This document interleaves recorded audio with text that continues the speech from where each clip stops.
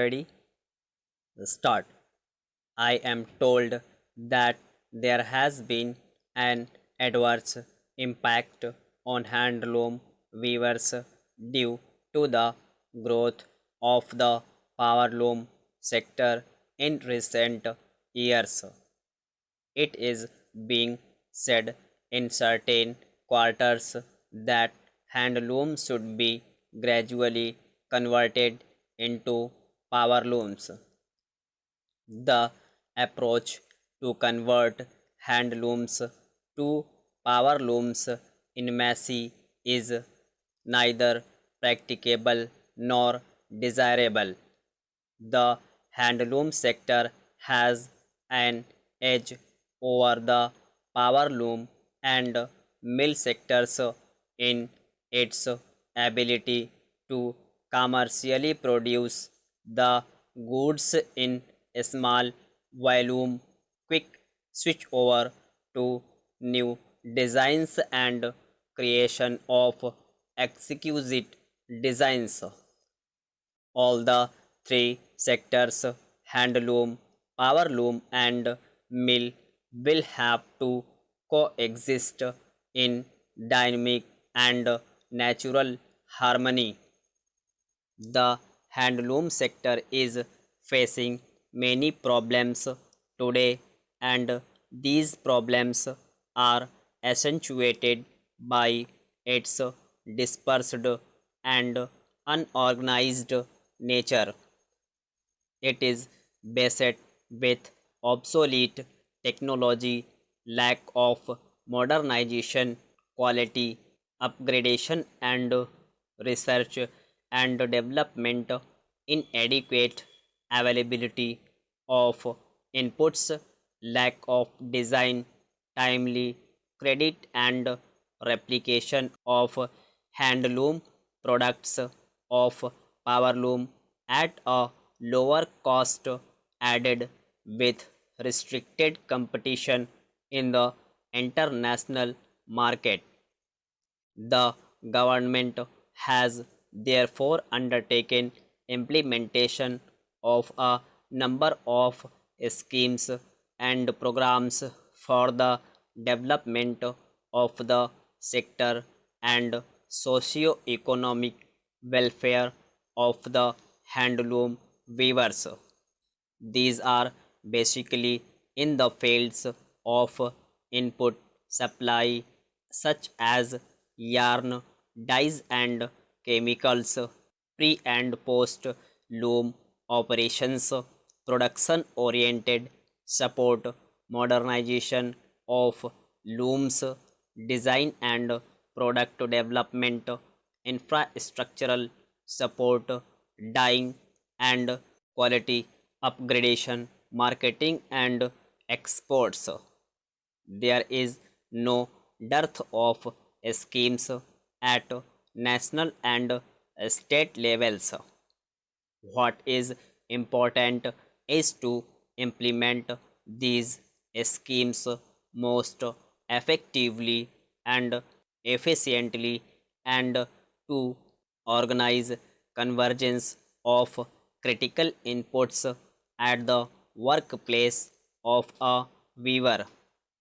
If necessary, a dispassionate and candid assessment of the shortcomings in existing policies and programs and their implementation should be made, and a complete overhauling of the delivery systems, including restructuring of the schemes, may be considered, keeping in the ultimate beneficiary, the weaver, as the centerpiece.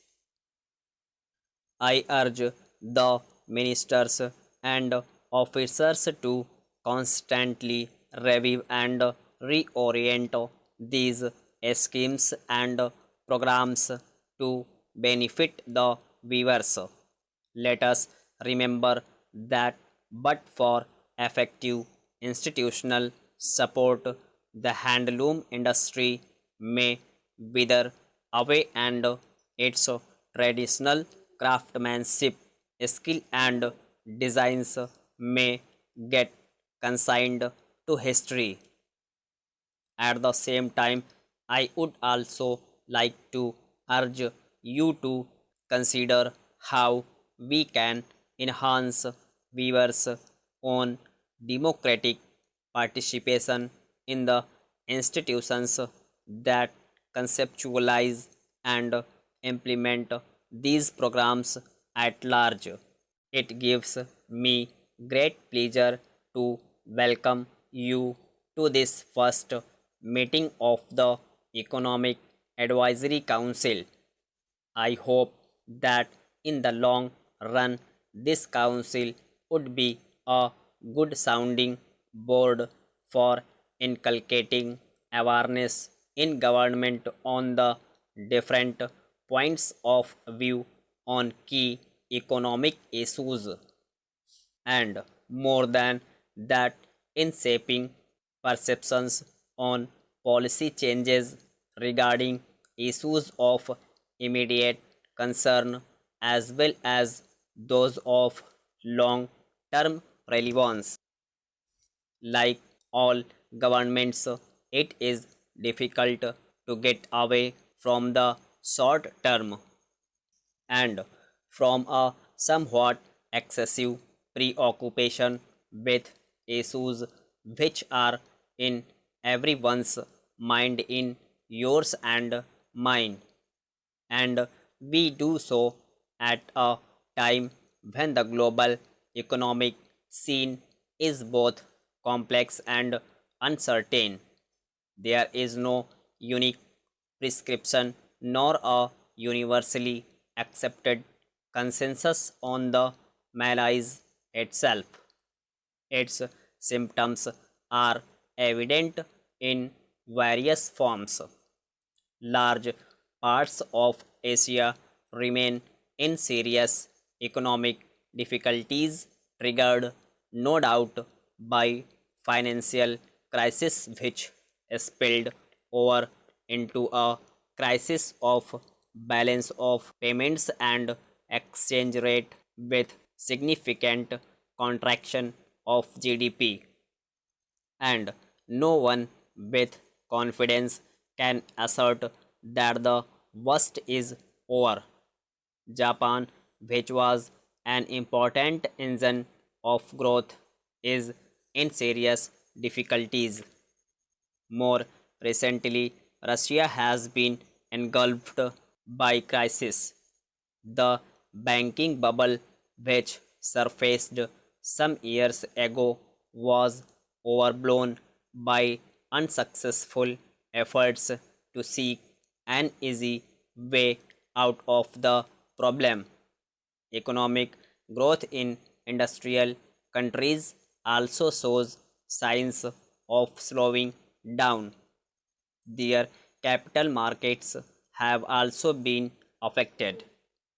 International consensus on what needs to be done has eluded all of us.